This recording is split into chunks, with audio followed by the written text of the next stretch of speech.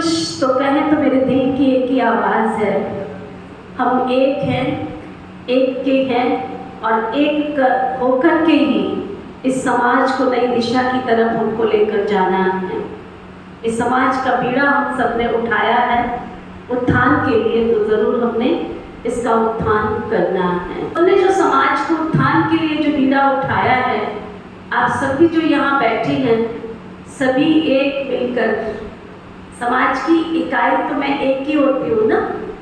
जब ये भवन बन रहा था तो इस भवन में जब ईंटें रखी गई थी तो ईंटों पर गुणों के नाम लिखे गए थे। तो जो भी भाई बहन यहाँ आए थे उन्होंने अपने अपने नाम की एक एक ईंट लगाई थी। कहने का मतलब ये है कि जब भी कोई भवन बनता है तो उसमें क्या करते हैं, अपने नाम की ईंट लगाते हैं। क्यों? ईंट अगर दूसरी ईंट से मिलने से मना कर दे तो भवन बनेगा क्या? हाँ डॉक्टर कृष्ण जी, नहीं बनेगा ना। तो हम सबको क्या करना है, मिलकर चलना है।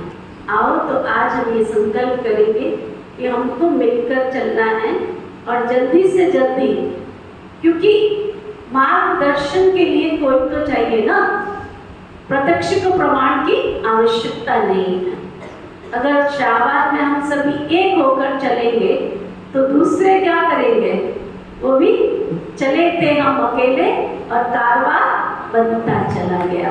तो पहले तो मुझे आना पड़ेगा ना, आना पड़ेगा।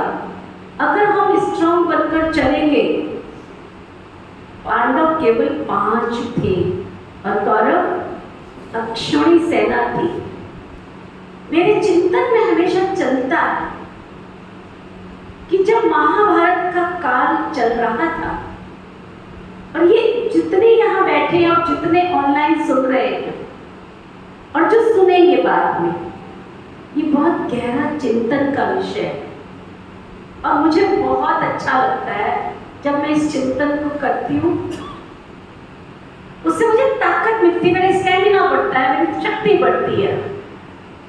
कि जब महाभारत का काल चल रहा था, श्री कृष्ण जी को पता था कि युद्ध निश्चित है, फिर भी वो शांति दूत बनकर गए। उनको पता था कि दुर्योधन ने उनके साथ क्या करना है, लेकिन फिर भी उस अपमान का कड़वा घूंट भी पीने के लिए वो गए। उन्होंने ये नहीं सोचा कि मुझे वहां ये कड़वा घूंट पीना पड़ेगा, गए उस कड़वे घूंट को पीने के लिए। घटनाएं मालूम थी, फिर भी श्री कृष्ण जी शांति दूत बनकर गए। और उसके बाद क्या हुआ, युद्ध तय हुआ, निश्चित हुआ। और उसके बाद युद्ध की प्रारंभ की, है ना, क्या बोलते हैं, तो शंखनाद भी हो गया। वंडरफुल सीन जो मेरी आत्मा को छूता है कि कृष्ण उस रथ पर बैठे हुए अर्जुन को ज्ञान सुना रहे हैं और ज्ञान की ऐसी गूढ़ बातें सुना रहे हैं जो एक बच्चा समझ ही नहीं सकता है। लेकिन फिर भी वो एक एक बात को इतनी गहराई से समझा रहे हैं। उस गीता के काल में, उस महाभारत के काल में गीता का ज्ञान सुनने वाले कितने लोग थे? आपके काम की चीज बता रही मैं आपको, केवल 4 लोग थे, केवल 4 लोग थे। कौन कौन थे? पहला अर्जुन, जिसको भगवान गीता सुना रहे थे। दूसरा कौन था? संजय, जिसको दिव्य दृष्टि दिया, टेलीकास्ट। आज के जमाने में कितने साधन है, ऑनलाइन सब देख रहे हैं, सुन रहे हैं, उस जमाने में तो नहीं था, लेकिन फिर भी टेलीकास्ट हुआ दिव्य दृष्टि के द्वारा। संजय बिल्कुल हूबहू देख रहे थे और कानों से सुन भी रहे थे।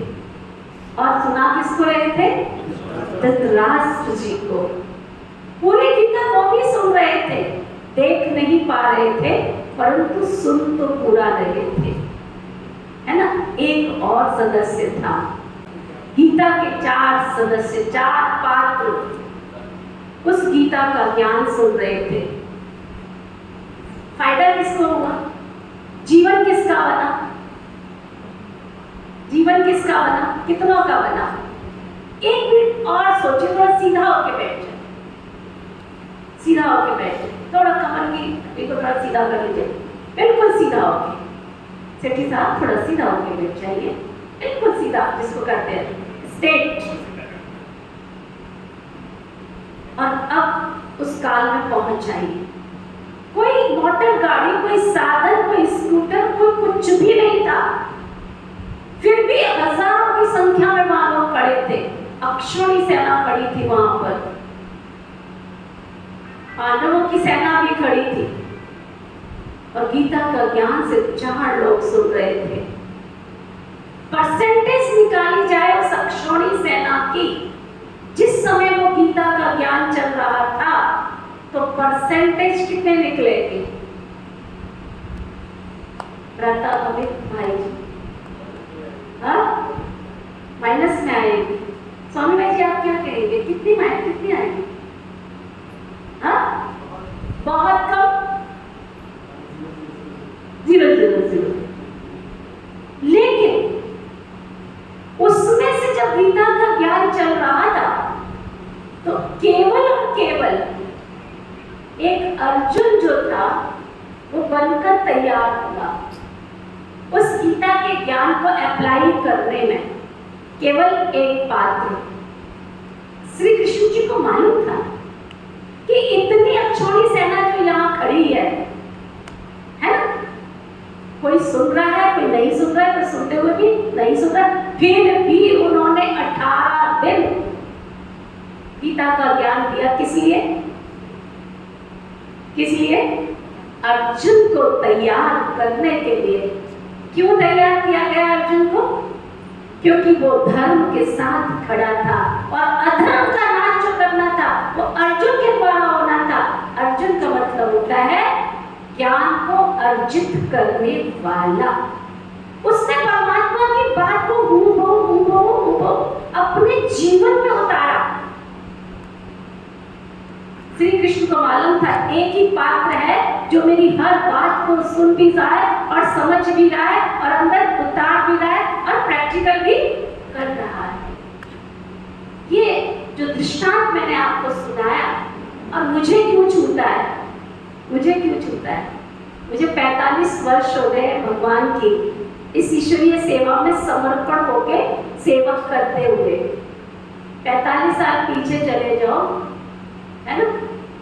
आप सोचो उस समय मेरी बुद्धि कितनी छोटी होगी, लेकिन फिर भी भगवान को पहचानने की बुद्धि भगवान ने दी और भगवान की सेवा किया, है ना? सिल्वर जुबली क्रॉस कर ली है।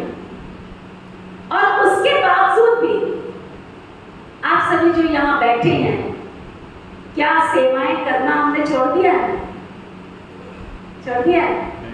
गीता हमको सिखाती है तू कर्म करता चल। कर्म तेरा फर्ज है, कर्म तेरी ड्यूटी है। क्योंकि ये सब जितने आप बैठे हो, सब कौन है? सब भगवान के बच्चे हैं। भगवान सबको प्यार करता है।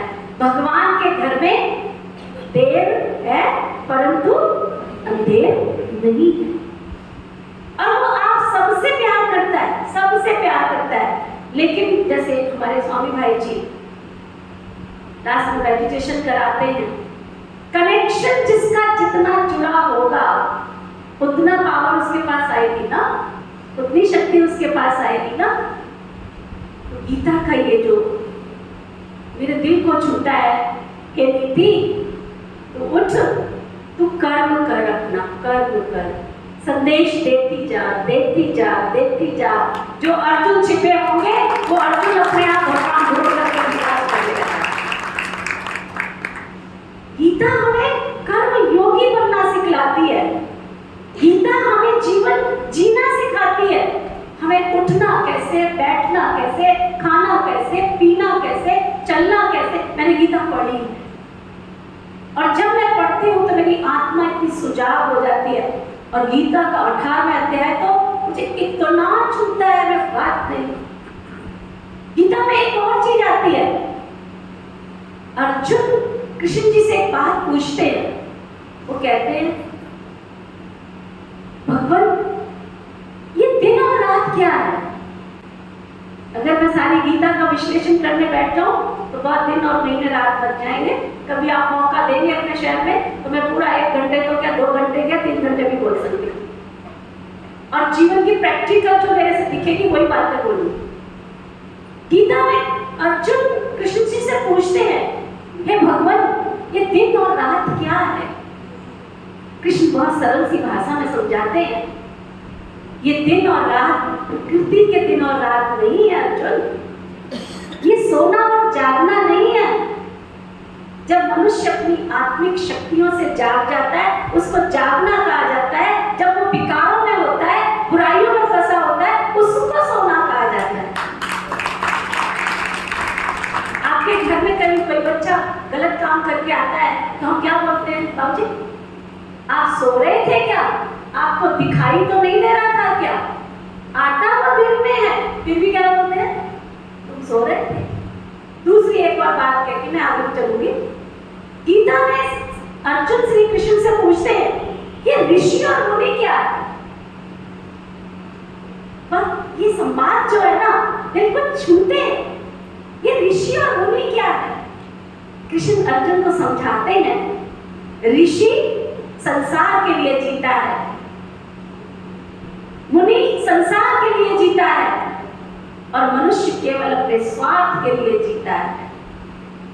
ये ऋषि जो संसार में है वो संसार के लिए जीते हैं, और मुनि जो संसार के ऊपर से भी पार हर आत्मा के लिए, जीवन के लिए जीते हैं। लेकिन मानव केवल और केवल अपने स्वार्थ के लिए जीता है। वो कहते कैसे समझूं? वो एक उदाहरण देते हैं, मुनि और ऋषि वृक्ष लगाते हैं और मानव मनुष्य क्या करता है? उन लगे हुए वृक्ष को काटने का काम करता है। तो आज मैं सोच करके नहीं आई थी, रियली थैंक्स गॉड, मैं सोच कर नहीं आई थी, बट अपने आप भगवान ने बुलवाया। गीता के ही हमारे प्रचार करने वाले सज्जन आज हमारे मंच पर यहाँ पहुंचे हैं। थैंक्स आप सभी को, भगवान ने जो बुलवाया। और ये सब चीजें छूती है मेरे दिल को, छूती है। आप लोग कभी एकांत में कानों में लीड लगा के, ऐसे मैं किसी को छुट्टी नहीं देती कानों में लीड लगाने की, लेकिन कुछ स्पेशल कोई चीज होती है, मैं कहती हूँ एकांत में साइलेंस में जाके, अगर नहीं कहीं साइलेंस है टेरेस पे चले जाओ और वहां उसको सुनना। उस संवाद को 18 दिन का जो गीता का संवाद है, रामानंद जी महाराज सागर जी ने जो गीता का जो संवाद तैयार किया है, वो संसार की सारी गीताओं को इकट्ठा करके फिर उसका सार निकाला है, और वो दिल को छूता, एक एक चीज उसकी अर्थ सहित है, अर्थ सहित। वो जीवन जीना सिखाती है गीता। गीता किसी धर्म का प्रमाण नहीं है, गीता सार्वभौमिक सत्य है, संसार के लिए, सबके लिए है। उस गीता के अध्याय को केवल पन्ना नहीं पलटना है, लेकिन एक एक चीज को समझकर धारण करना है, प्रैक्टिकल करना है। सुनाते सुनाते मुझे एक बात और याद आ गई। स्वामी विवेकानंद जी जब गए थे किसी लाइब्रेरी का उद्घाटन करने के लिए विदेश में, उन्होंने बाइबल को सबसे ऊंचा रखा और गीता को चढ़ाने के लिए सबसे नीचे रखा। जब उद्घाटन करने के लिए गए तो उन्होंने क्या किया? नीचे से गीता को निकाला और सारे शास्त्र नीचे गिर गए। जब उनका प्रवचन हुआ तो उन्होंने बताया गीता इस बेस है हमारी भारतीय संस्कृति का, हमारे सनातन धर्म का बेस है गीता। आज हम सभी यहाँ सनातनी बैठे हैं। सनातन का अर्थ है जिसका कभी अंत हुआ ही नहीं है। आदि भी सत्य, मध्य भी सत्य, अंत भी सत्य और उसका कभी अंत हो ही नहीं सकता। कितना भी कोई अंत करने की कोशिश करे, नहीं हो सकता।